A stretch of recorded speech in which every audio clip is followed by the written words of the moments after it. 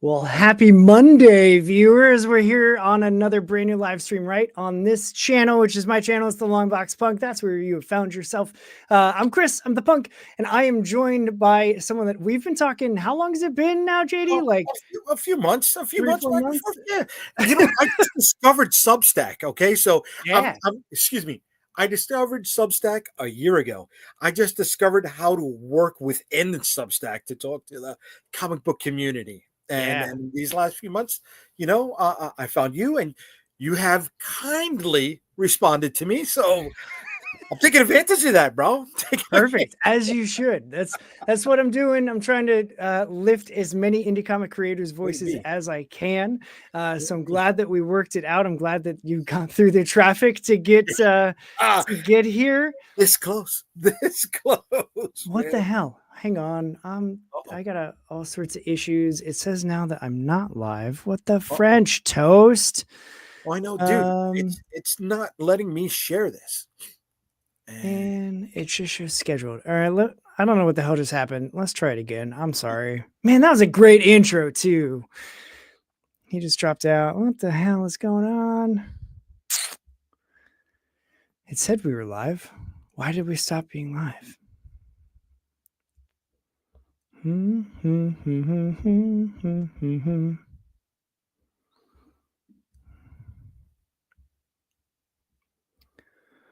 Why did that just happen?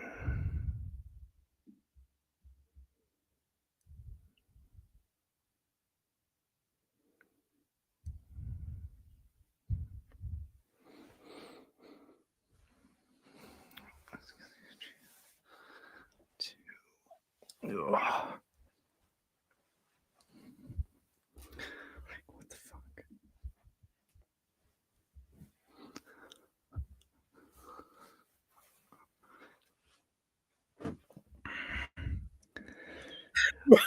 What is happening? I don't know, dude. I don't know. Oh man. This is funny. I love it. It's so good. What's happened? It's not letting me link up my account either. So I can't share this or anything. I don't know. That's the first. I know my shit is paid up. I know I got a premium plan, not the mega, but the middle one. Yeah. And, what the fuck? Yeah. What the fuck? I don't know, dude. All right. Well, are you live already? No, I hit the button, right? And I was like, yeah, let's do the thing. And it automatically kicked off the video, which is something that I was trying new, and it said that we were live, but then the thing ended and I went right into looking at the camera and not at my screen. And then I looked down and I was like, wait, why does it say scheduled? Why does it say go live? What the fuck? Yeah. Dude, I don't have anything on the toolbar over here on top at all. And it would let me share, and it has me signed in, but it's not letting me. I have no idea what's happening. All right, let me do this. We'll just pretend like we're going, hey, are you ready? I'll hit the button and we'll let's go. Take two. That's what this kind of night is. We're here. This is how you create bonds. That's right. That's right. And listen, even if it doesn't happen to go live, we can still talk. I have no qualms. I can hit record or whatever. All right, let me hit this. Take two. Take two. Take two. 1 and 2 and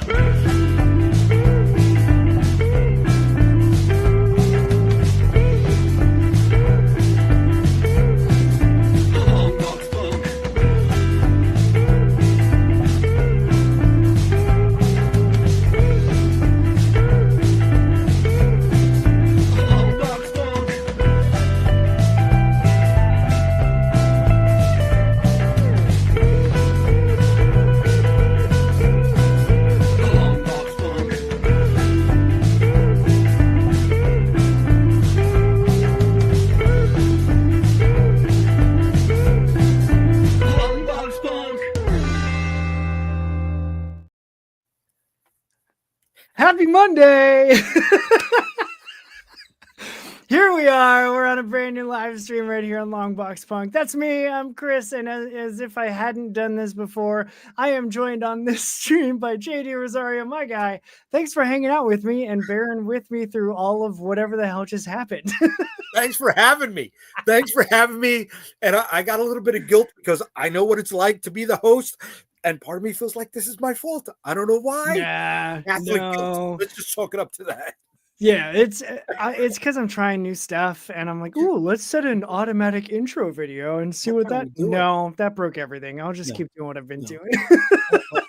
Dude, I want to share it. I can't see it. I can't. It's asking me to join the chat, and I thought I did, and it kicked me out. That's so weird. So weird. Well, listen, here we are on a very Monday.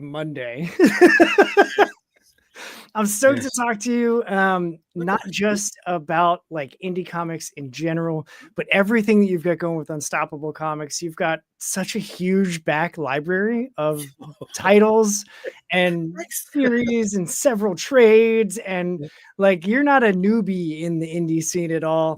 You said before we came on, you've been doing this since 2008. Yep. So I want to dig into just what you're doing to continue doing this now, 17 years later. So I want to get to all of that. But first, as any good comic podcast and comic book goes, I need to know your origin story. Like, how did you get into comics? How did you start creating comics? Like, where did all this stuff come from for you? Okay. I started with my dad, right? He introduced me to comic books as a kid, and he passed away, unfortunately, when I was 6. But back then, comic books were not as easily accessible as they were today, right? A lot of my comic book info came from cartoons like The Incredible Hulk and Spider-Man and His Amazing Friends, or the Hulk TV show, or the Hulk movies, or Wonder Woman, stuff like that. And then unfortunately he passed away, and my mom continued my journey with comic books because she found it would keep me off of the streets from doing anything stupid. I was always reading something, and they were affordable. We would go to Grandma's house, which was a small little neighborhood in Brooklyn, right? And there was a bodega, a corner store, where the guy was selling used comic books for 50 cents a pop.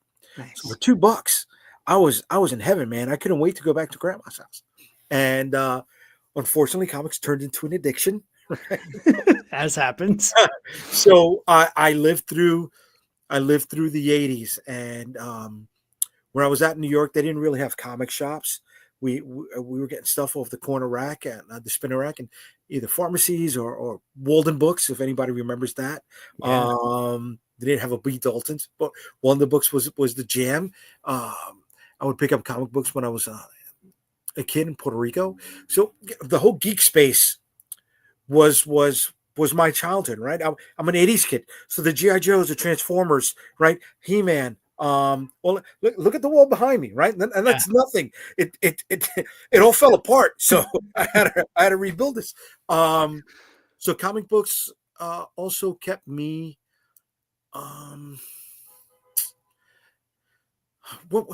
it kept me from seeing some of the bad stuff that I would see on the streets as a kid here in New York City, right? What was that Ben Stiller movie? The Walter Mitty?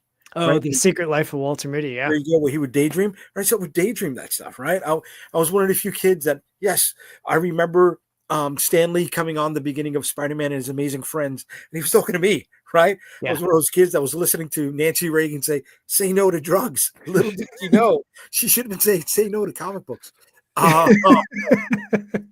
And then I was in college when the image boom happened, and I saw people making books on their own that did not have to be influenced by the big two, right? The indie stuff was not easily accessible to me growing up. So I didn't find Mage until later, right? Bone was my first really big indie kickoff book. And I was like, oh my God, this guy can get off pulling this out and making money on it. Let me see what I can do, right? And it was hubris, right? So I started to make ash cans, printed them out on the computer at home, and Yep. I go to conventions. And I was like Oliver Twist, right? Instead of saying, "May I please have some more?" I was going to people's tables and saying, "Will you please look at my comic?" Right? I Yeah. was getting no burn, dude. I was getting no burn, right? I didn't know, I didn't understand the etiquette. I didn't understand the changes that were going on. Mm. Luckily, somebody put me on to digital printing. It's like, okay, so I was able to get my books going from ash cans or fanzines to fully formed, right, 24-page books, and Yeah. then I found offset printing, and then we were off to the races, right? We built. All I wanted to do was make comic books, but I ended up learning so much about business because I had to keep the lights on, Yeah. which was never my intention. I went into this with college business 101, right? But you got to figure out how the ins and outs work if you're going to keep things going. Yeah. And Yeah. And that, I learned the hard way. I learned the hard way. Lost a lot of money, right? sure. Um, hit a lot of obstacles, but I kept going, right? A lot of those obstacles were put in the way by me myself. Mm. And that's why I call it Unstoppable Comics. Not because I'm some great big engine of destruction, right? But yeah, I'm the little train that I think I can. I think I can. We could keep going no matter how many bumps in the road we hit. And it's gotten to the point where I've got a pretty nice catalog, and we do conventions, up and down the East Coast and some of the Midwest, and rocking and rolling since then. Yeah. Yeah. That's wild. I love the, there's something to be said about like, knowing how I am, I tend to obsess over like, I need to know everything there possibly is. And I need to have all the stuff in place and I need to make sure everything is set. And then I can start doing whatever.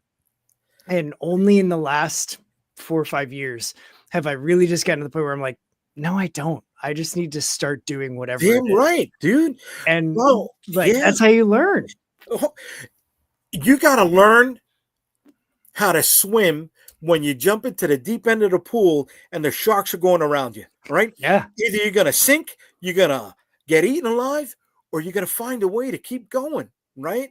Yeah. Um, there's something to be said about ignorance, right? Not a lot, Mm. right? But but sometimes blind ignorance helps you get through that fear, right? Yeah. Um, and perseverance, tenacity, and your dreams. You gotta believe in it, and you gotta be able to not say no to yourself.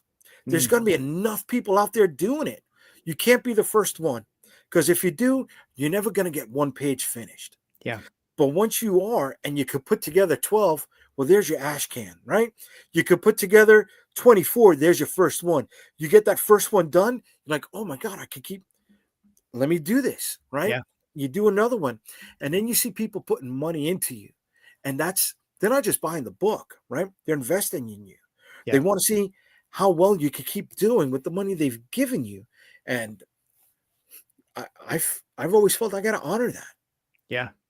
Yeah. There is something to be said about like once when, I just went through this whole process of like kickstarting my first book and it was an Look 8 at it pager go. and all this stuff. And like we fulfilled everything. Uh, And, talking about it, we had been talking about and working on the story from last November until we launched in June. Okay. And did a full month campaign because that's what we thought that we needed to do going forward. I would love to do shorter Okay. because a month is grueling. Like it was just a lot. But we did all the things and we didn't know a lot of stuff about it. I'd learned a ton through talking to creators about the Right. show and taking furious notes of like, so when you're setting up a campaign page, how do Uh, you do that? And yeah. just learning through those conversations. But then there's still a ton of stuff that we just had no idea about. 100%. And, you know, getting through it, I was like, oh, we could have done this differently. Write that down, save it for next time. And like, we'll do that better next time.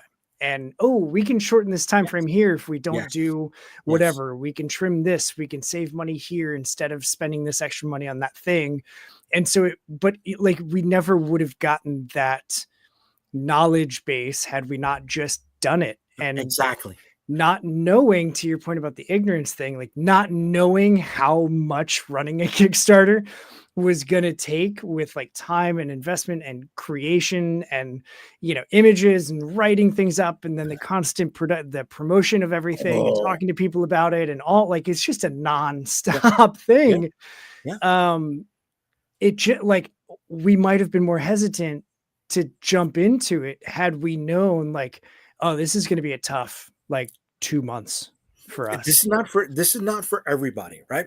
And Yeah. not that this is some major thing, right? You're not going to war over here, right? But top creators out there can't put together a campaign, can't get through the promotion part. Some of them can't even get through fulfillment, and they learn the hard way, right?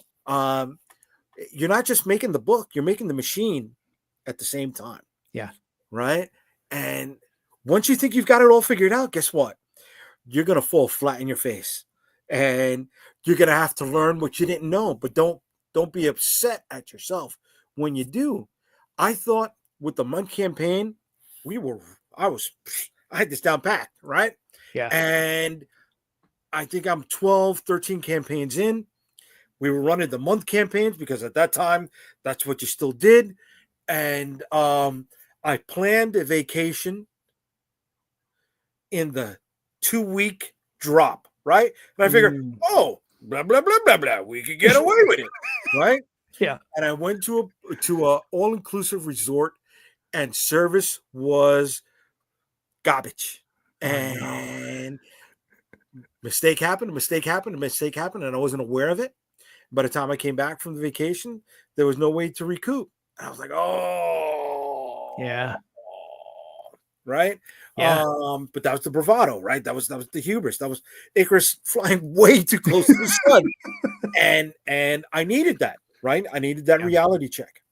Not saying that I have not failed other times. I had one where I had a death in the family a few years back, and I thought I could run a promotion while I was taking care of the family, and it was like, no, the family came first, right? And I was, excuse me, audience, I was shitting the bed, right? Because I wasn't doing right by either side, the comic book side or the family side. So I canceled that promotion. And there was another time that we kept building up increments. I was like, oh, okay. I have a big retail background. So you're supposed to go from 10 to 12% every year. Yeah. And I'm like, okay, so I set up for that. Right. We blew that up because I also didn't understand I was going for a different audience at that time. Right. My catalog spans superhero books, fantasy adventure, supernatural, horror, dark fantasy, and you can't work each audience the same way. Yeah. Right. And you can't expect each audience to cross over, right? Some will, but not all of them. And again, these are things that you're going to learn, but you can't beat yourself up because you didn't know it until you know it. Yeah. Yeah. I tell myself, myself and my wife all the time, like, you can't know what you don't know. Yeah. Like you can't, if someone's like, oh, giving you a whole bunch of grief for something, you're like, I didn't know that was a thing. Like, what? Don't make me feel bad because I didn't know the thing that you didn't tell me about.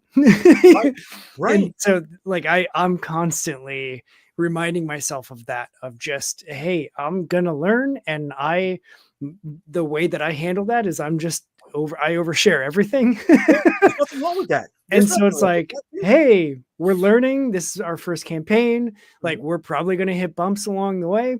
Damn right. Just please give us grace when that happens. And we hit some bumps. They weren't, nothing major, but we hit a couple bumps and I was like, we're figuring this out. Here's what's going on. It'll still be fine. And everything was still fine. And, but you're right with the knowing your audience piece. I do think it's important to understand what each story is like, what's at the heart of each story, and then who those stories are for, because it isn't always the same. And I've heard that from some creators that I really enjoy their writing, but it's like, hey, I love this series. I could take it or leave it on this other one of yours. And it's not because it's a dig on you. That's just not for me. Right. And you got to And accept that, right? yeah, If you cross genres, you got to understand that they're not gonna. yeah, But then there's also tricks to hopefully capitalize on that, yeah. right? I do this thing where yeah, I don't have frequent flyer miles, right? I don't have that little punch card to get you your seventh coffee for free. Yeah. But I do have a wealth of information. I know who's backed me, right? So we do premium trading cards, and if people jump on a campaign and they've backed me before, well, that premium trading card that we sell for $5 on their own, that's automatically added to their reward for free. So sometimes that's enough of an incentive to get you to come back. Yeah. Not always, right? Sure. But if you budget correctly, you can do it, and it's not going to hurt your wallet that much. Yeah. Yeah. And that's a smart thing to do, of like giving that incentive for return backers. That's currently what I'm trying to think through as we plan on launching our next campaign in June again, because it just wise worked out great. Okay. But we're trying to figure out like, how do we, like, I don't want to rely on just return readers of, yeah, we read the 12 pager, like what happens next? I don't want to rely on just that. So it's like, well, what can we do? We did a secret reward for people that backed in the first 24 hours. Yes. We did that. And May so I ask why got, was it secret? it just to give it some excitement and some mystery of like, hey, we're going to do a secret special thing, because for us, it was like, this is a cool thing that we get to do. I had just been kicking around a silly idea of like making a little sticker. And so, I tied it into like the background and some of the colors that we used on the campaign page.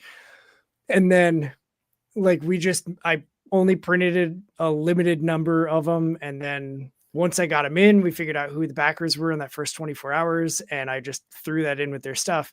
Nice. I also know though, like not everybody wants more stickers. Yeah. Like I'm guilty of it. I can shame myself. These are all stickers that I've gotten from Kickstarters, and I've put up probably 100 already. And like, I still have a 3-inch stack of stickers here. I like that like, it's just waiting to find the right spot. And I still like them. I still pick them up if I see them at a con or whatever. I'm like, that's a cool sticker. I need to have it. Dude, and you got a podcast, right? You've got a following. Throw that out to your following. Offer it to them, right? Now you're incentivizing your viewership, right? And you're spreading the word for the people that sent that stuff to you. That's a win-win, brother. Yeah. That's a win-win. I got no problem with sending stickers out. I got no problem with sending out pins. Dude, oh my God. If you wanna break down the nooks and the crannies, we can do that deep dive if you want to, brother. I'm all about it. I'm like Tony Stark in whichever Iron Man that he did that, where he needed to rebuild the arc that he had in his chest from where it was poisoning and killing him. Oh, number 2. So he had the like 3D model of it, and he just did the wah, and like all the pieces, and he was grabbing individual tiny things. Like, nah, no. I like doing that with everything. That's how my brain works. It's not enough for me to be like, oh, that powers his chest and his suit. Cool. I need to know like, well, how? Like, how does the reactor work? What do the pieces do? How is it constructed? Right. And then once I break it down, then I can understand it, and then I appreciate it more. And so even with comics, like I'm always doing that, and I love doing that. Like if I can have a creative team on, and it's like, okay, but like, how do you work together? And like, oh, we write the script. I'm like, no. How do you work together? Like, don't give me the like, oh yeah, we just bounce docs back and forth. It's like, no, how do you give feedback? How do you receive feedback? How do you kind of steer each other in directions that you think things should go, because I just like understanding how all of that works. And so, Okay. yeah, as deep as you want to dive on any of this stuff, because I'm not a business person. Okay. I'm a Dude, I'm not. corporate dropout too. I'm not. Like I said, I learned the hard way. Yeah. Smacked in the face a lot. You mentioned earlier your wife. Okay. Yeah. Uh, my wife is my biggest supporter, my first partner, not just in life, but also in business, right?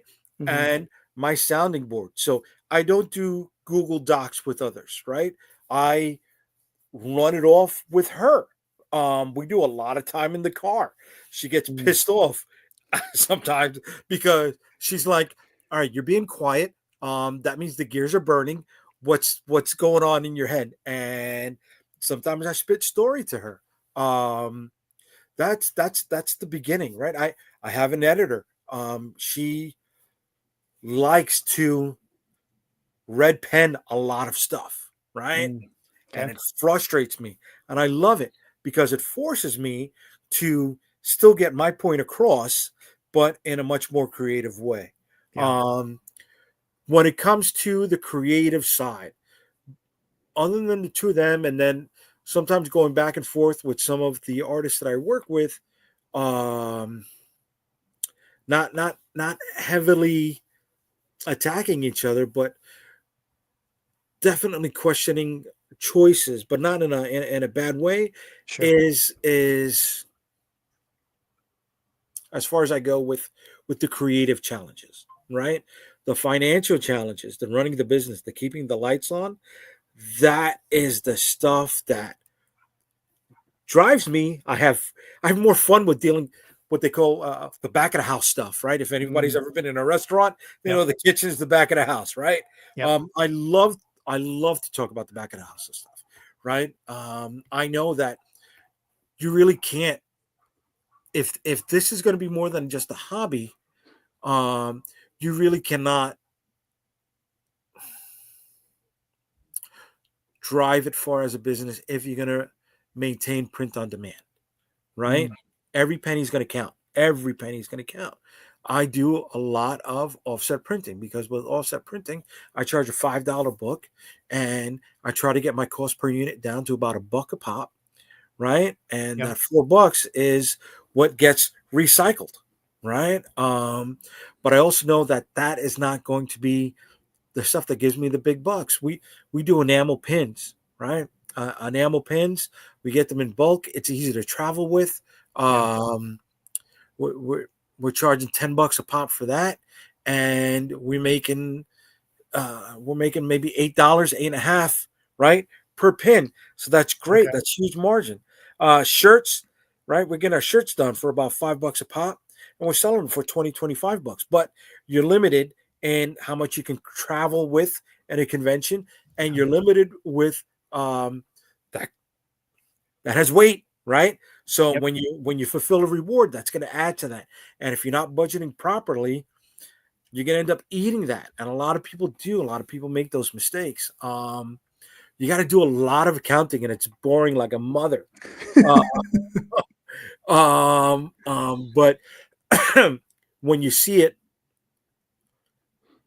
pay its dividends, right? When you see that you're not losing money in these areas, okay, I've done my work. And you got to try to find a balance with that and your creative side, and that with maintaining a marriage. And dude, I got a day job. I will never deny I have a day job, right? Yeah. I'm 3 years away from retirement on the day job, and I've hated it every day. I would have loved to have been a creative my entire life, Yeah.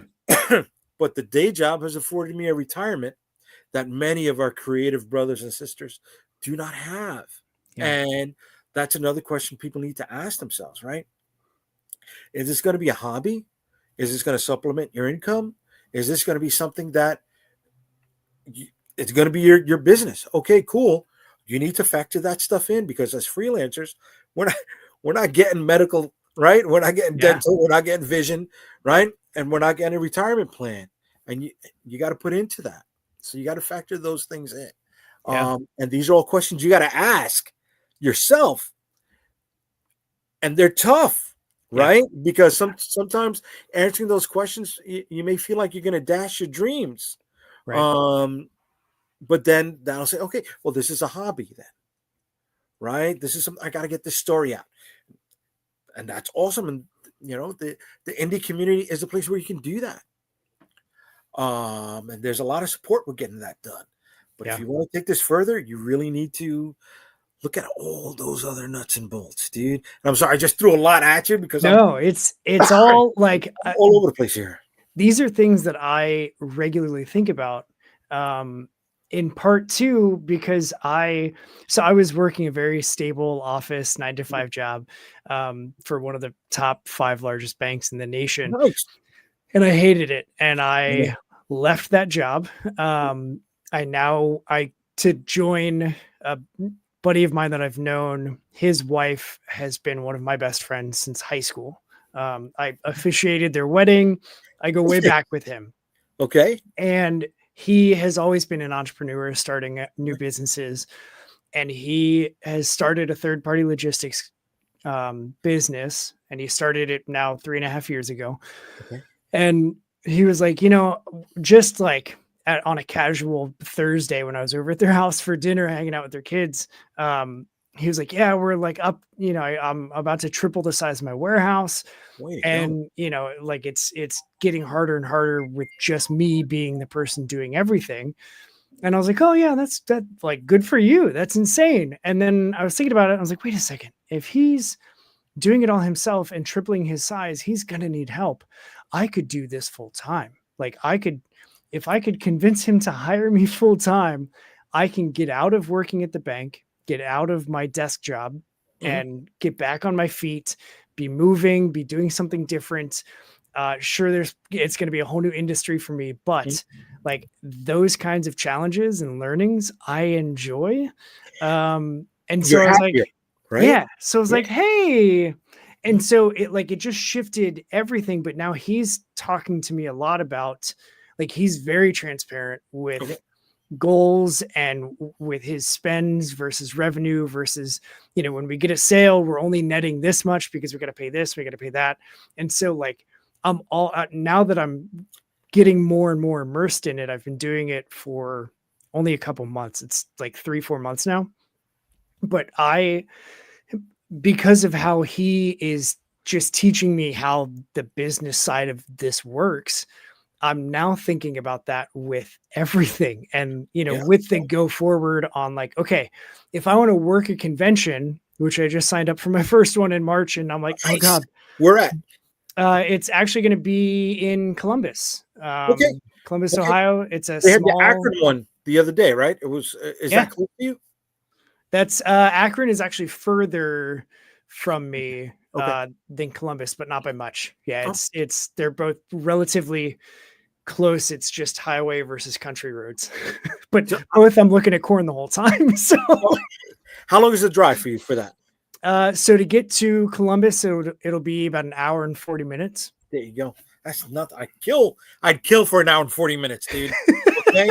I've driven 18 hours. I've driven 27 hours. That's because when you go with merch, right? Flying is a mother, right? Forget about it getting damaged or the cost to ship the extra stuff.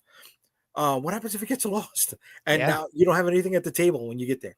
So I'd rather drive to a lot of them. That's why I don't pass Chicago for a show. Chicago, I can drive there from here in 12 hours. Right. But the conventions is where I feel I do my best. Right. The smaller ones, you get to practice your pitch. Yeah. Right. You get to read the room. You get to know how to handle the different scenarios. The bigger conventions, not everybody's going to make money at the bigger conventions. So you got to change your goals. Right. But you mentioned earlier, right? Your net, your gross, you got to factor that in to your end of year, right?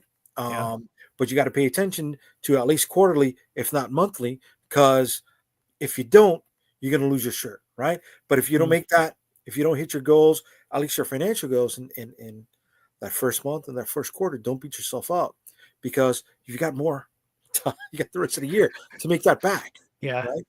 But buying in bulk, don't be scared to buy in bulk if you're going to use that product. Understand how much you're going to be using for advertising. And if you're going to be spending on advertising with stuff like stickers or buttons or pins, right? Don't think that the financial hit is going to be that much because it's going to serve a purpose.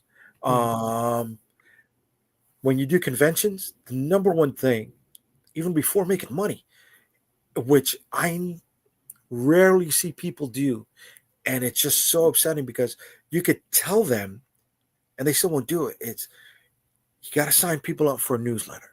You do, whether it's a newsletter or your Instagram or your Substack or your Facebook. If you're not signing people up for a convention, you're shooting yourself in the foot because who knows when you're going to get to that convention again and how many sales could you have or lose in between that time when they could be buying from you online. Yeah. Right. That newsletter is key, dude. And that's one of the reasons why I print in bulk is because if you're spending $1 or less to get a comic book made, oh, why would I be signing up for your newsletter? Blah, blah. Here you go. Right. I've just given you a book for free. And it only cost me $1 to get your email, whereas big business is paying, $25 to $100 a shot for your email. And I got it for $1, right? Yeah. The same thing goes when I do a panel at a convention, right? We go into the room and before everybody starts to sit down, we drop those books on the chairs and not stepping on anybody else's toes when I'm at the panel. And it's my turn to say something. I'll reference one of the books that I've put down on your chair, right? Now you've got something tangible to remember me when I'm talking to you. And hopefully at the end of the convention, you're coming back to either A, talk to me, or B, to buy the other books in the set that you just got hooked on. Yeah. It's business, but it's a hustle. Yeah. Right. And can you find ways to make the hustle work for you? Excuse me. You have to find ways to make the hustle work for you. Right. And that's what makes only having college business 101 that much easier. Because no matter where you go, right, there are certain basic foundational principles in business, whether it's comic books, whether it's cards, video games, movies, there's certain basic fundamental principles. I started because I almost said something else and I wanted to make sure that are gonna be applicable in any genre. And as long as you got those down packed, you're gonna be okay. Just figuring out what those are. Yeah. Right. Yeah. It's gonna be the hard part. And again, don't beat yourself up if you don't know it yet. If you haven't figured it out. I'm taking notes over here to set myself up for a very successful 2026. Go for it, man. Go for it, dude. You know what I mean? We're pushing hard right now for 2026. I'm looking at 5 releases right now and hopefully an action figure Kickstarter if I can ever get that bad boy going. But, I've only gotten to that point because I've learned how to budget, right? Yeah.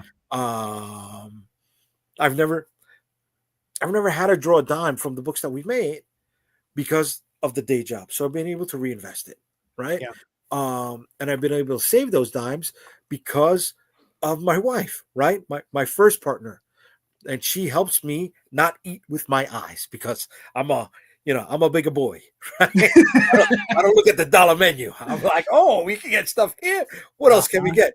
And sometimes that happens with comic books, right? Yeah. It takes a while to build a catalog. It takes a while to persevere. It takes a while to be resilient. So don't try to blow that all up, when you come right out of the gate, because you're just gonna kill your dreams. Yeah. So have you found, since you've been doing this for as long as you have, that you're only focusing on those like 10 to 12% each year with No, no, I stopped looking at that. okay. I did, because if we didn't hit it, I would frustrate myself. Right? Yeah.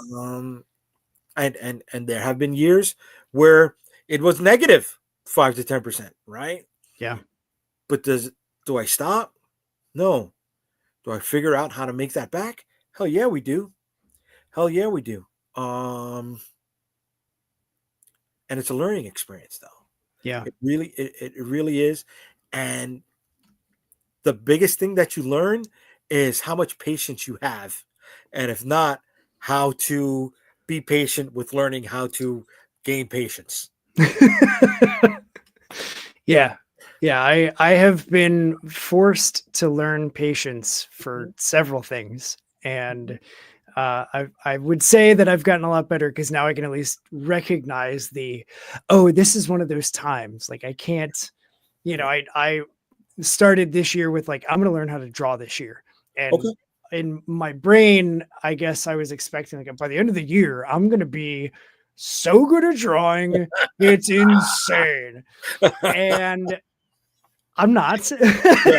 Right. Okay. But I have made steps, and for me, it's been more about, in large part, thanks to my collaborator, who's like, dude, you got to stop saying you're not an artist. Like, Okay. you've got a style, you've got a way that you do things, lean into it and have fun with it. And I'm like, you know what? I do need to. And so I've learned less so like actual technique of drawing, right? Like I didn't take an anatomy class or life drawing or still drawing to do anything that I'm doing. What I've done is I've learned to have fun with and while drawing and making art. That's it. And that to me is even better than like it's a completely different trajectory than I expected to have. Yeah. But it's so much better than where I thought I could have ended up, to where I am currently, of just like, yeah, I'm having fun doing what I'm doing. And dude, that's cool, it. Right? Like that's the point. Dude, cool. Because you know what? You're impressing me. I don't have the chops to do that. Right? I've doodled, right? Yeah. I've doodled, right? And I could do enough of a doodle to tell the people that I collaborate with, all right, let's go with this. Let's try to develop from this point, right? Yeah. And I've done really good with Adobe and cutting off, the bottom half of this and the top half of that, merging it together and changing colors, right? I'm like, okay, can we go from there? Because that's been quicker than me not getting a collar right on somebody's button-down shirt. So way to be on that, dude.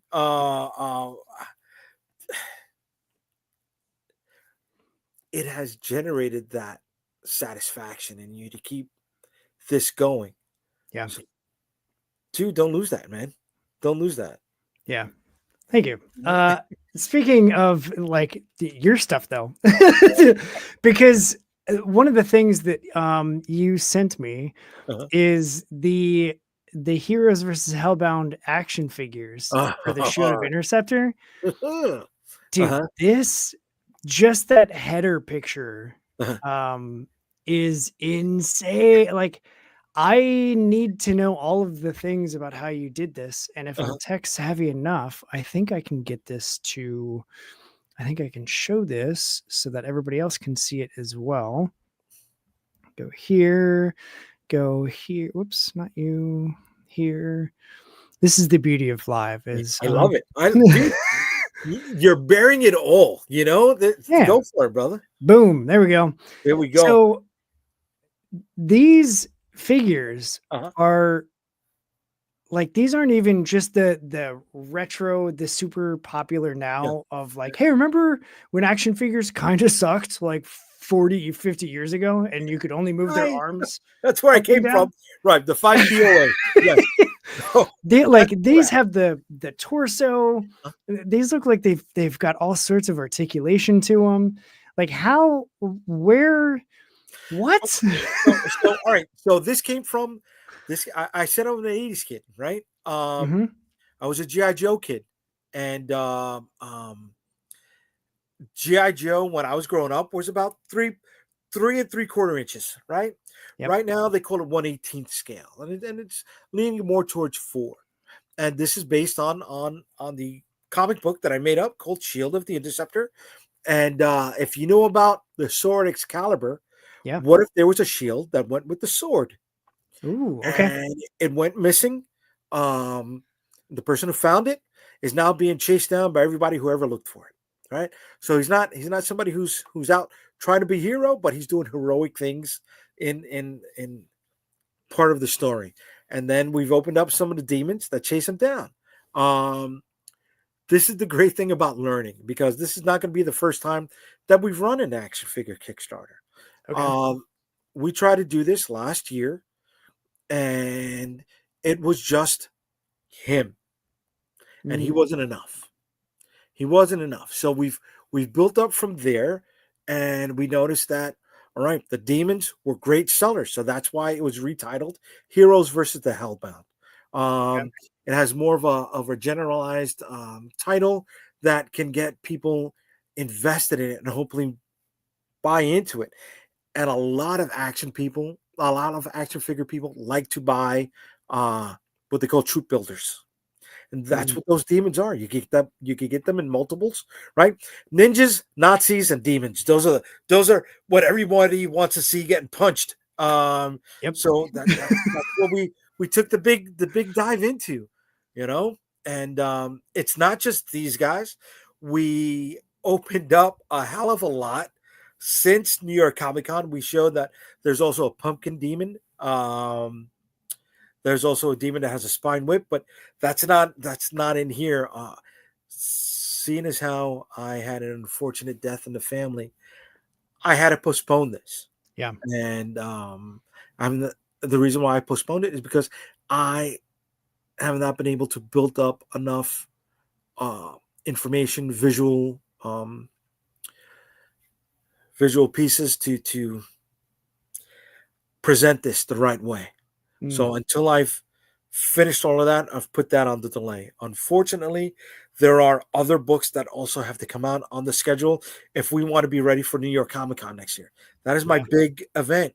Um, so this is going to get pushed down the line a little bit more. But the pre-launch page is still up, and we can get people invested in it a hell of a lot more. Until then, right? I just don't do comic book conventions. We were in Augusta, Georgia in June for the GI Joe Fest, and you've got people who are into toys, and that is excuse me, that is my audience. Oh, another thing I figured out the first time we run this is that crossover between comic books and toys on Kickstarter ain't gonna happen. Mm. I thought that the catalog we had for Interceptor was 6 different issues of him alone, a team title of 8 different issues, and a character guidebook like the old Marvel Universe Yeah. handbook, and a side origin story. I thought all of those books would help to pad the numbers for this Kickstarter. That didn't happen. You know what padded it was more figures, and people were chomping on that. Hmm. But it was a good thing we didn't succeed at that time, because that's when the new administration came in, Yeah. and my numbers were set up at a different price point. Yeah. So prior to that, these figures were going to cost me around $6 a pop, right? Depending on how much I ordered, right? So at 500 units each, we were looking at $6 a pop. If we ordered more, that number would have came down. As of right now, we're looking at 12 and change a pop. Mm. And I That's don't know if significantly different. you right. So there were a few campaigns that were in the middle that just canceled their Mm. Kickstarter campaign, right? Longbox Hero with their second wave of figures canceled that campaign because they were not going to be able to hit the new price points. There was a line that had been fulfilled called Legionary with an I, not a Y, Okay. and they were ready to ship their stuff, but they couldn't pay the tariffs to get it over here, right? And they kept all of their backers updated where they were in the production process, and people were ready. But now, as of their last update, they needed like another 25,000 plus Ooh. just to get it out the warehouse, and it's like, where are they going to get it from right now? So Yeah. imagine if I had succeeded back then when I am a super lean operation, right? We got a Yeah. small storage locker here in New York, where we keep a lot of our books at and some of the other stuff. Because if not, then the furniture here would not be a couch or a mattress. Oh, I thought it popped out for a second.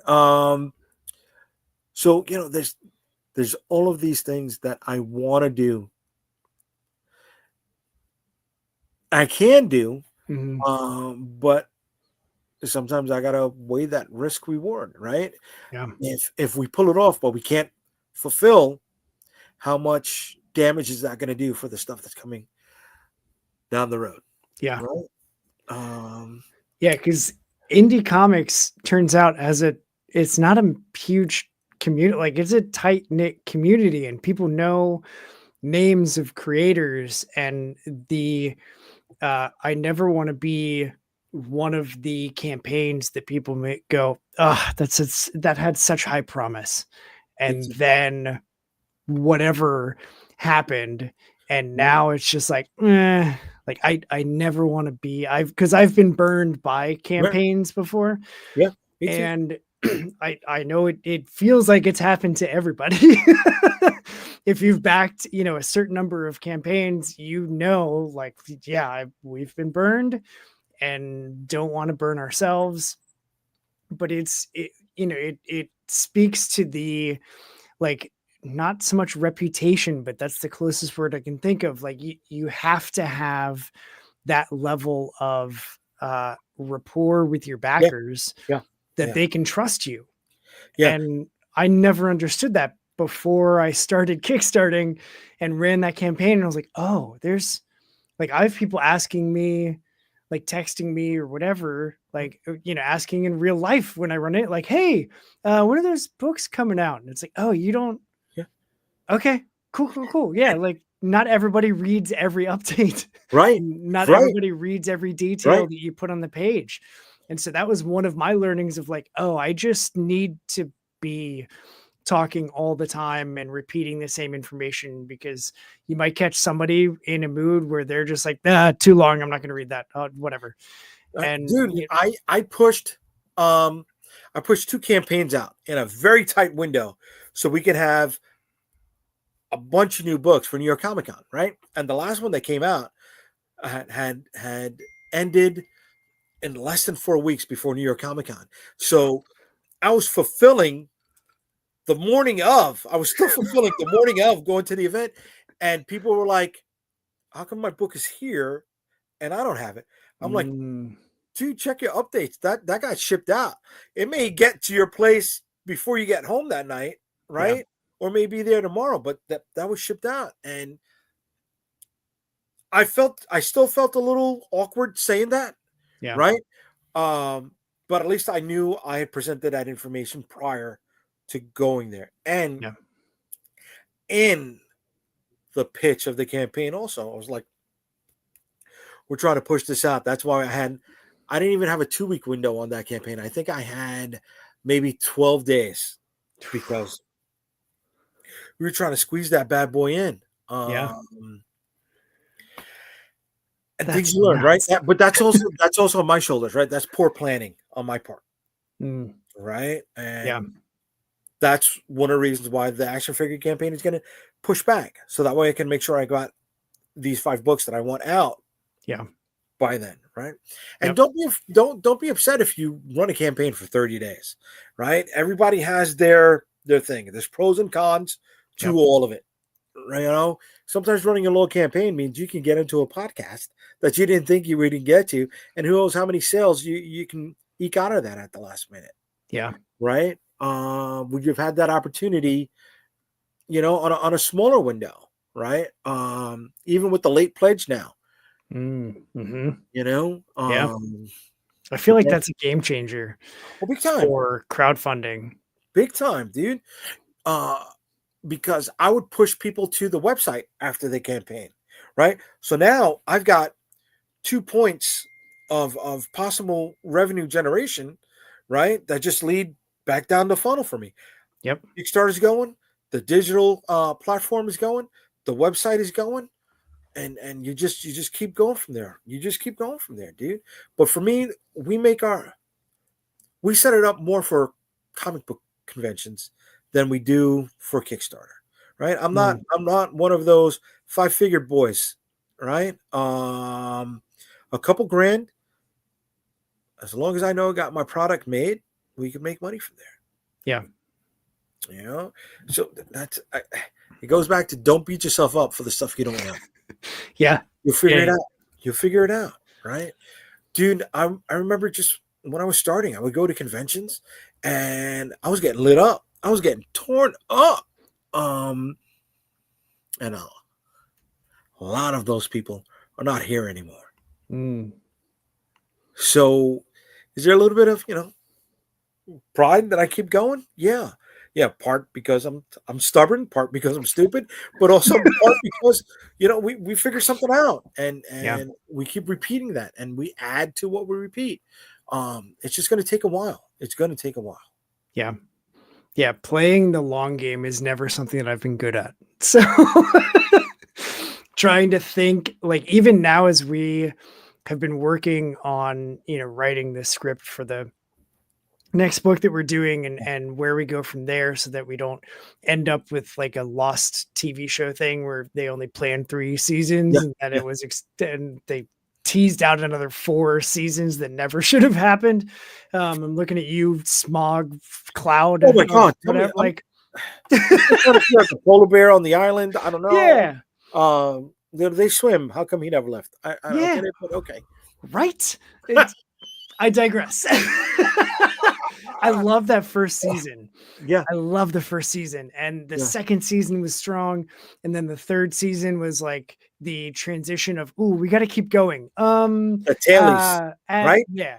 The tailies. And then what was it? 2 of the tailies that were prominent had gotten drunk and disorderlies, right? And the lawsuits that were coming from that, they couldn't really appear on camera. This was prior to cancel culture. And dude, that's another thing you're gonna have to worry about with collaborators, right? What if they say the wrong thing? What if they do the wrong thing? How's that gonna affect you in the long run? Right? How do you prevent that? How do you protect your brand from that? Right? The Long Box Punk is your brand. Right now, that is the shield that you need to defend. Yeah. And sometimes people don't think about that either. You know, all we wanted to do was make a comic book. All this other shit. Turns out you got to be a marketer, you got to be a promotions person, you got to be a salesperson, you got to be extroverted, you have to be logistics, you got to do accounting, you got to do you got to planning, project management, like all of the things. You need to specialize in what type of paper you're printing on and the cost of it and what the ROI is going to be and you know, weighing how it feels in your hand versus what you can afford to have feel in your hand. That's only the tip. That's only the tip, right? Once you get out there, all right, now you got people that are fielding you for questions. Now you got folks that are going to either A, advocate for you, or B, say, fuck that guy. You know what I mean? And that is hard. How do you mitigate that? How do you let me talk like a New Yorker for a second, right? How do you protect your neck from somebody who's trying to get into your pockets? Right? How do you not kiss somebody's ass, right? or act like you're sweating them and still get the information that you need, right? And still network, right? That is a big problem for me. It's not knowing where the dividing line is between kissing up to someone, fanboying to someone, or understanding this could be a relationship. So you know what? So I do not become perceived as a fanboy. Sometimes I don't even interact with parties that could help me grow, Mm. right? Yeah. It's like, oh hey, how you doing? Welcome.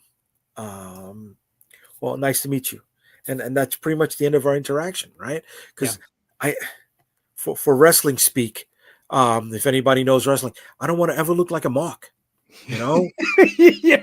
Yeah. right? Because that's I've had damaging some of those too. moments. Yeah. That's damaging too, bro. Right? And that's damaging from the people that are in your network. That's also damaging because people see that as, oh, I could get money from this mark, right? Yeah. So, I love that you took this wrestling, by the way. well, all right. So my best friend used to run a wrestling promotion in Jersey called Okay. NWA Cyberspace. If you ever see a video of Lex Luger in a locker room and he's trying to cut a promo and he can't take the T-shirt off, that was my best friend's promotion, right? And Okay. this was after the WCW buyout. Okay. So there was a lot of people from that roster that was taking indie gigs, right? Yeah. But there was a lot of up and comers that were working that event also. So going back to the whole, I don't sweat you things. Whenever he had somebody like Roddy Piper or Mike Tenay, that the boys in the back would just like, pop over. He was Yeah. like, all right, do me a favor, make sure they come in, make sure nobody fucks with them, right? Because he knew I wasn't going to sweat them. Yeah. Right? He knew I wasn't going to be a mark. Because again, I know how that can affect business. Yep. And then I ran a Comic-Con here in New York, right? Going back to, we built up a nice war chest to try and find different revenue streams. I had partnered up with two other people and I ran a promotion here in New York City. We ran it the weekend Kobe Bryant passed away, which was, I think, January 26th. And a month later, the entire country shut down because of the pandemic. So the money that we made kept us living for a few months. And we didn't have a war chest again to do that when things started coming out. But we had quite a few Power Rangers there, former actors or cult actors, some wrestlers there. And it was straight business, right? I didn't fanboy out to them because I knew we had to make money. And again, well, my two partners did. It was, okay, this is business. This is what we got to do first.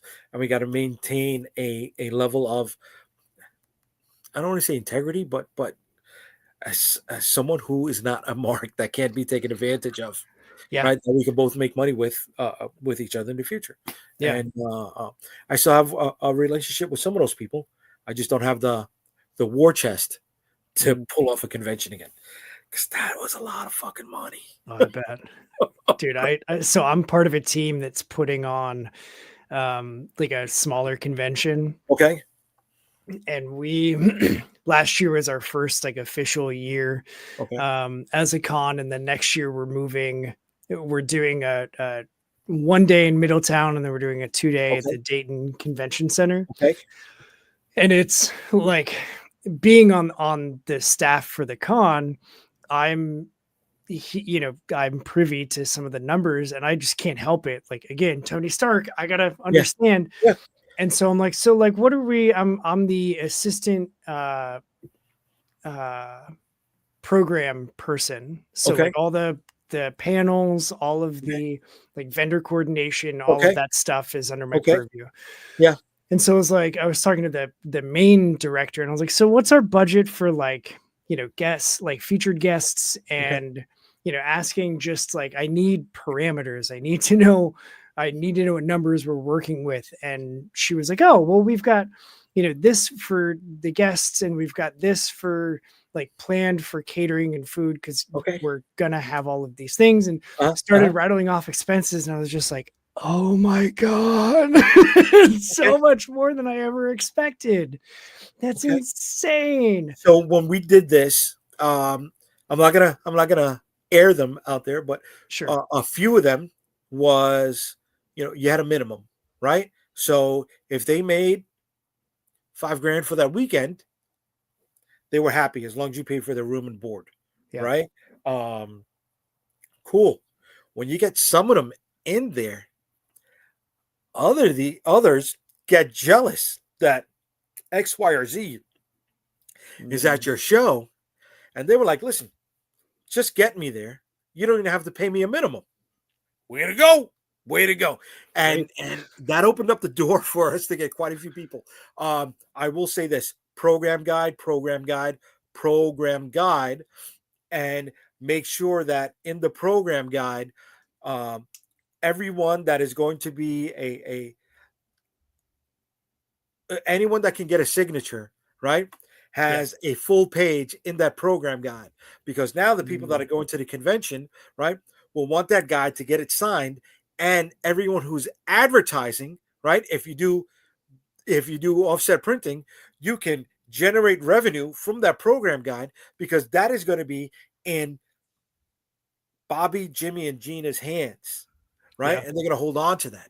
So you're going to have to learn how to talk to them and let them know that this is the equivalent of that online impression, right? It's different types of marketing speak, but way to bring it down to layman's terms, so you could get the money from them, right? We had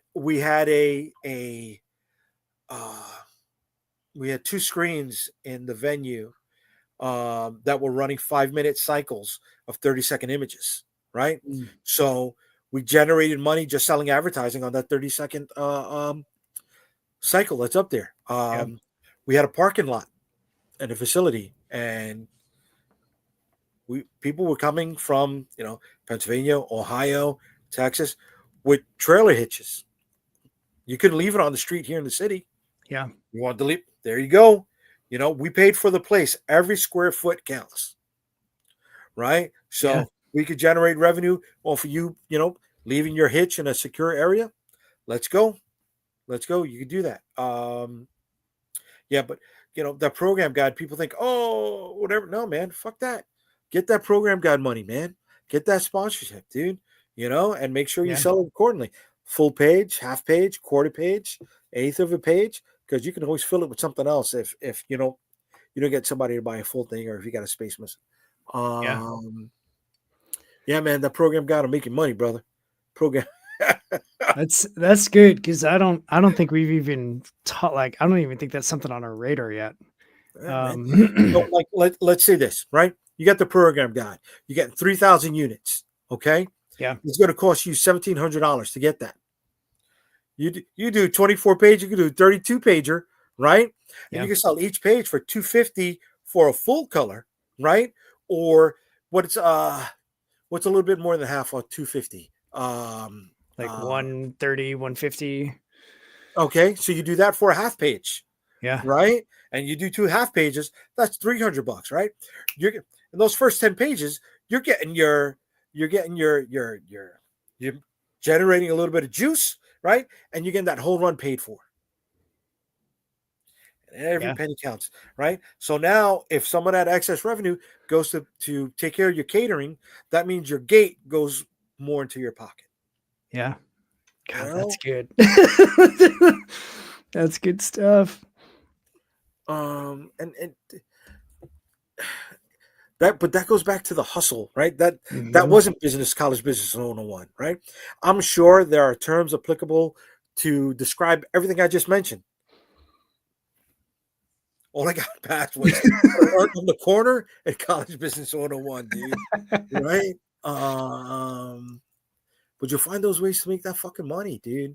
You find it, man. You sell sponsorships with badges. If not with a badge, then you can sell sponsorships with the little wristbands, right? Even if it's somebody's website, and they're willing to pay for that. They're willing to pay for that. I guarantee you. How many vendors are you looking at in the whole place? I don't have the total number, actually. That's Dude, we had 175 vendors between 10 by 10s, 6 by 8s, and Artist Alley, okay. right? We nickel and dimed everything, dude. You have to, though, right? Man. You do. You do. Bro, people will pay to have their book given out with the ticket when somebody walks through your door, man. Find them. Put it out there. Yeah. Put it out there. And I look at the big events when they send me their sponsorship packages, and I'm like, oh. And then I look at the smaller events, and they don't even send me a package. You know? Like as a vendor? Yeah, dude. Yeah. All right, I could spend $300 and you'll put me on the Saturday batch. Okay, because you got, maybe 1,000 people coming through the door. Why Yeah. not? I'll take that. So now I'm taking a picture when everybody comes through my booth and they got my badge on their chest, right? Yeah. Well, they're holding their book or doing whatever. That's a double win, man. That's a double win, or they're walking around and they're taking pictures with other people and my stuff in their badge is showing up on somebody else's Instagram feed or whatever. Come on. Yeah. And when they're not sending me that stuff, I'm like, oh, okay. All right, cool. No problem. No biggie. That's clutch. You gotta that's all out there, dude. That's all out there. But again, that's all stuff that comes with experience. Comes with who you speak to. Yeah. And I'd love to do an event again. I really would. It's just I've got my war chest applied to things coming out in 2028. So I can't unless we get some big, revenue stream that pops up and takes me to the promised land. But that's never gonna happen. It's good to have that dream, but it's never gonna happen. Yeah, right? It's good to not be pessimistic, because I've been called pessimistic because I'm like, I'm not gonna make money doing this. But that's me.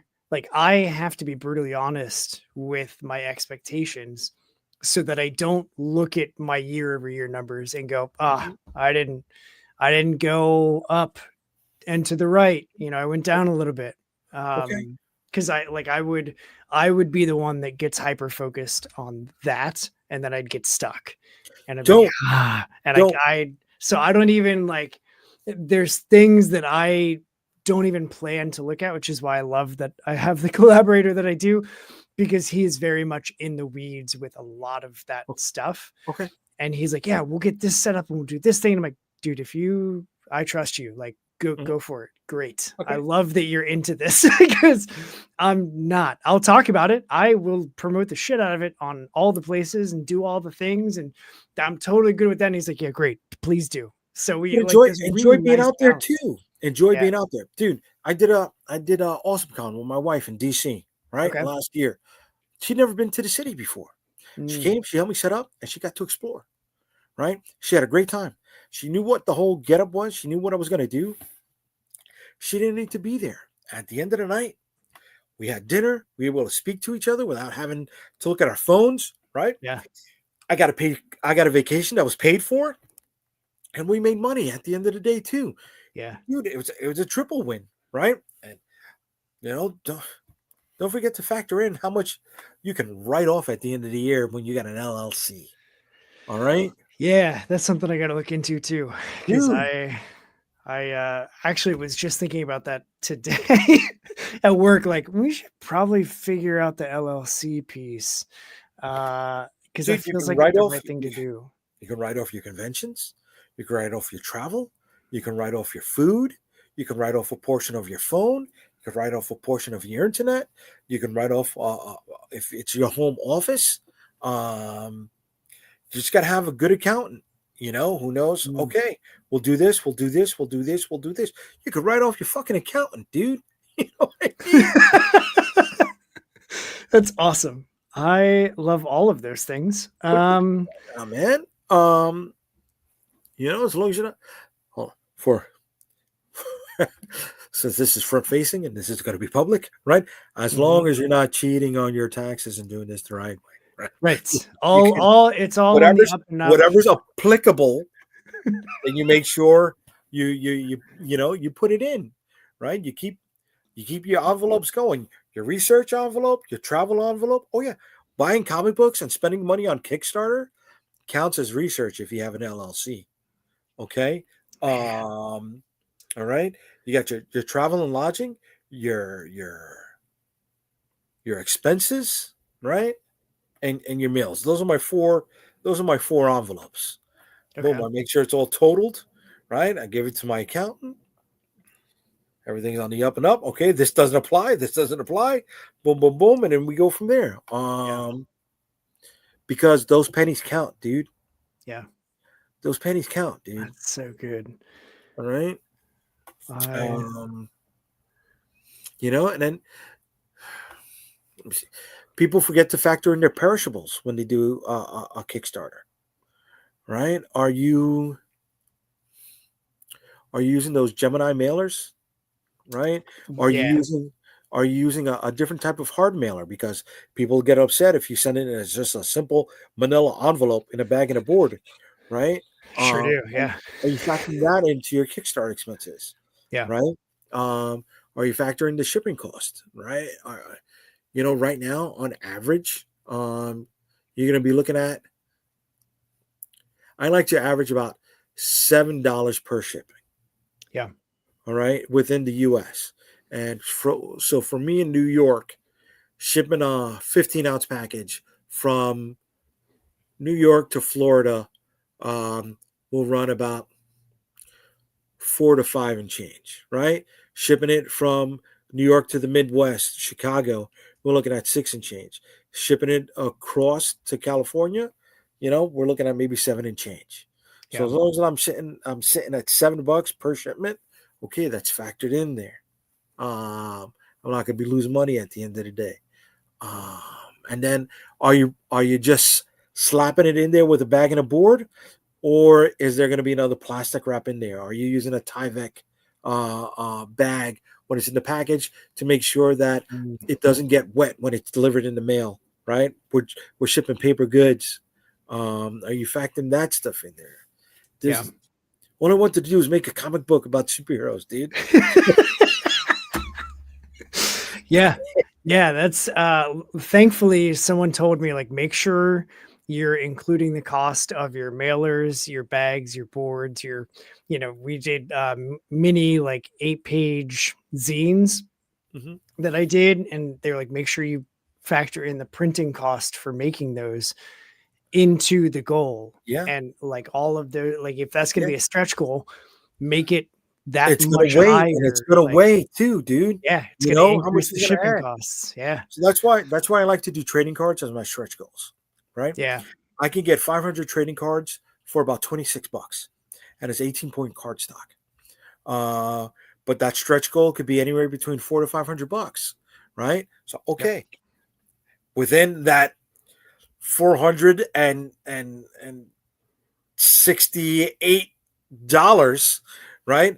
My the excess of shipping is covered, right? The excess of the work that was done to get it made is covered, and I get to pad a little bit of my numbers and generate some more juice for those X factors that will pop up. Yep. And it's one simple trading card barely adds an ounce to the package, Yeah. so you can get away with doing multiples. Yeah. I love doing trading cards. I've got my set has grown.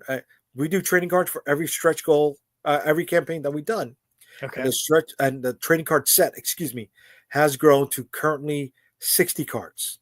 All right, Wow. 60 cards with 7 premium holochrome cards. That's You awesome.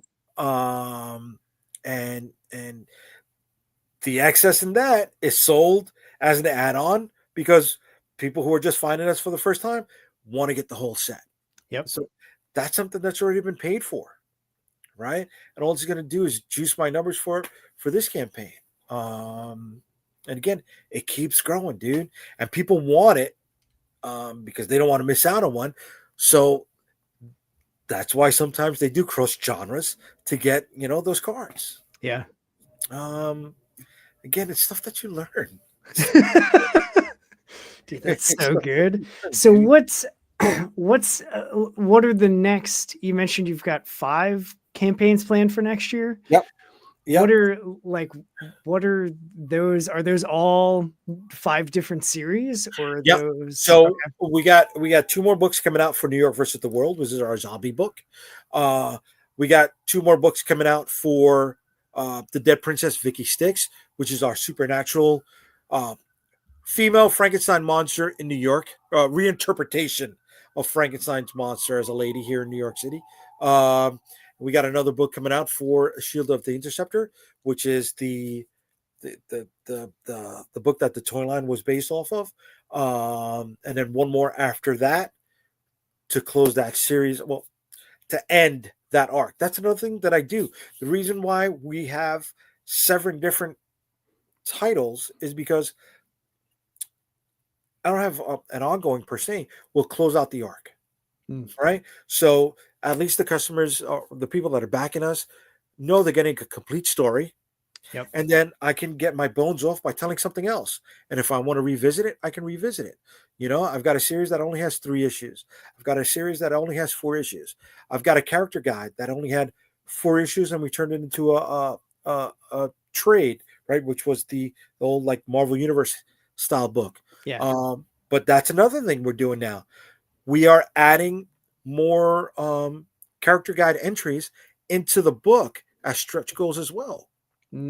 So, okay, it's 2 extra pages, right? 2 extra pages if we hit digital.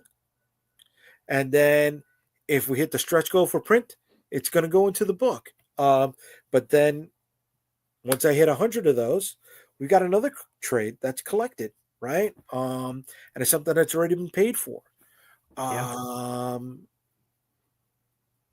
It's taken a while to figure this stuff out. And here you are just giving it all away for free. All of this knowledge, man.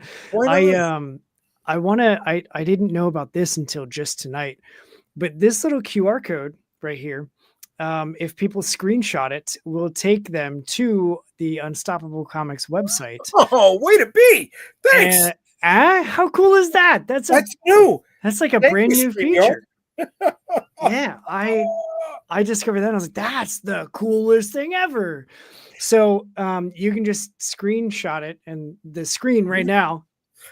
So and then I like that. It's like that's so slick that all I had to do was put in the website, give it a title, and it generated the QR code for me.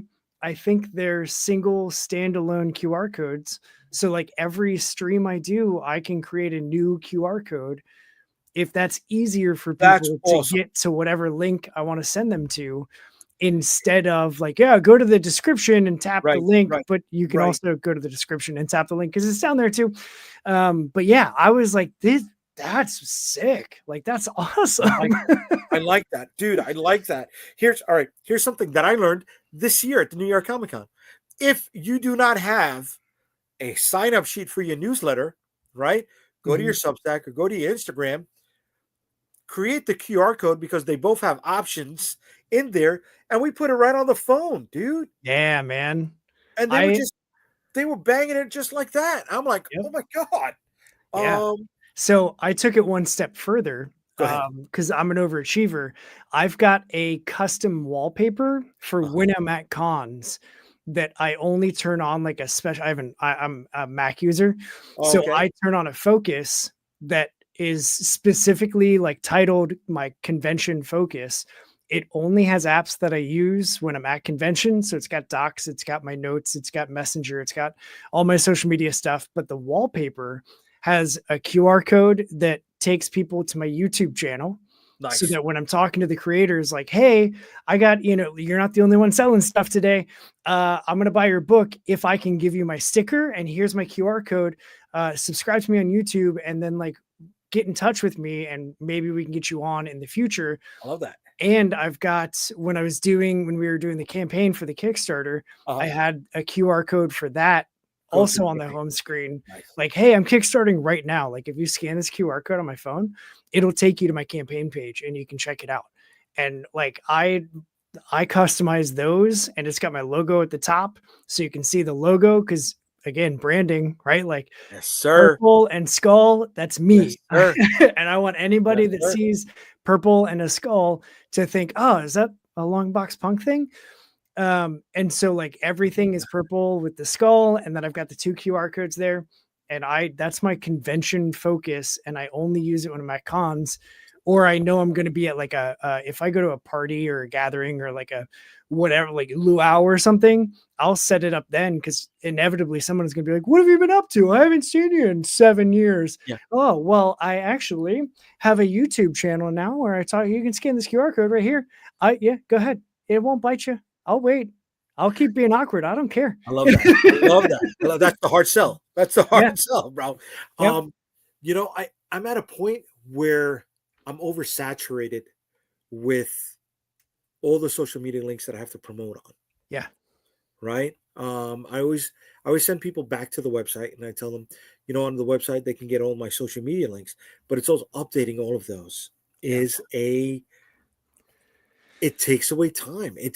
You got to dedicate an hour and change, right? If you're lucky, to posting on and formatting it for everyone, you know, and that takes away time when you have the day job. So planning that stuff out properly it helps. Yeah. It helps. I'm getting to a point now where, like, I didn't start this show to become the next Joe Rogan and have 8 million billion follow whatever. Like, I don't care. I'm doing this to have conversations like we're having tonight, of just teach me, teach me what you know. And like, let's just hang out and have some fun. And if I can do that, great. And so I'm getting to a point now where I think in next year, I'm just going to be doing Substack. Like, I'm so burnt out with everything meta that I'm getting notifications right on Threads and on Instagram of like, oh, here's a suggested person that posted something that you might be interested in. I'm like, I don't follow them. I'm not interested in that. Stop. I'm getting those, but I'm not getting notifications from people that I do follow or that I have turned on, right? Like, anytime my sister posts something from her business profile, I want to get notified so that I can share it right away for her. I'm not getting those, but I'm getting, hey, here's a rando that we think you might like. And I'm like, God, this ain't it. Like, this ain't it. And so I think I'm just, for my mental health, I'm just going to be like, I'm done. You have to. You got to protect your mental health. That's another thing, dude, in all of this. You got to find a way to divide the way people react to the books or the product that you make from yourself. Just because they don't like the book doesn't mean they don't like you. Yeah. And some people can't divide that. And they're like, why won't you like me? It's not that. Yeah. It's not that, you know. You gotta find that. And that's something that you can only find within yourself. And that is also something that takes time. Yep. Man, JD, I don't have any other notes for you, but I'm not done with you yet. I got 2 more things I want to do. The first is super easy. We're going to pose, and I'm going to use this as the YouTube thumbnail, mainly because this makes my life easier than having to hunt for a time where we're both looking happy and enjoyable and not blinking or sneezing or whatever. So I'm going to count us down here. All right, let me keep the glasses on. There you go. No, oh man, my hair's all jacked up, dude. Bro, you look like you just came out of American Graffiti, and I just look like I had a cat nested in my head. You know, this is what happens when you don't have enough time to prep. Okay. Right? Yeah. All right, here we go. In 3, 2, 1. Oh, good stuff. All right, that's simple. That's done. The other thing is what I warned you about before we started. And I love doing this show because everybody brings different perspectives and different backgrounds and different experiences into what they've done and what they've created. And also, even among all of those differences, we all have that similar through line of just loving the medium of comic books and storytelling. And so I like to end every episode to just give every creator that comes on some space to share whatever message they want to share. It could be a sales pitch or go to Unstoppable Comics by clicking this QR code up here. Yeah. It could be that. It could be like, hey, I don't know, use Dapper Dan and not another hair care product, whatever. I have no idea. Whatever. Okay. I'm not worried about the content. I just want to make sure that you've got some space to share what's on your mind. So take it away. Don't tell them if you run out of shampoo, Squatch is a good replacement for washing your hair. Don't use that, right? No, that's a bad one. I'm sorry. You know what? I'm in the dad joke portion of my life. When I just turned 50, I love to stink it up. But I said this earlier, and it holds true. And sometimes I need to remind myself of this as well. Never say no to yourself. There's going to be enough people out there telling you no. Don't be the first one. Don't be the first one. Bam. Let me write that down because I like that. And I'm a note taker, and I actually do go back and read all these notes. And half the time I look at it, I'm like, the hell is that supposed to mean? Because it's all just chicken scratch and very quickly done. So great. Cool. JayDee, this has been excellent. This was awesome. Thank you. Thank you for just like being willing to dig deep with me. And we didn't go too deep, learnings. We didn't go too deep. Surface level stuff, you know? Well, it was deep for my knowledge, deeper than my knowledge normally goes. So thanks for stretching me a bit. And that's the whole point, is that when one indie creator's boat rises, it's not because the others go down. It's because the water's rising and we're all rising together. So thanks so much for hanging out with me on a Monday. Hang tight. I got logistics for you after this, but for everybody else, thanks for tuning in. I hope you took some notes and you learned some things, and it will set you up for a successful 2026 when we get there in like a month and a half. It's coming faster than you know, but now is the time that you should go do what's good for you, punks, and read some indie comics, because we are out of here. Later.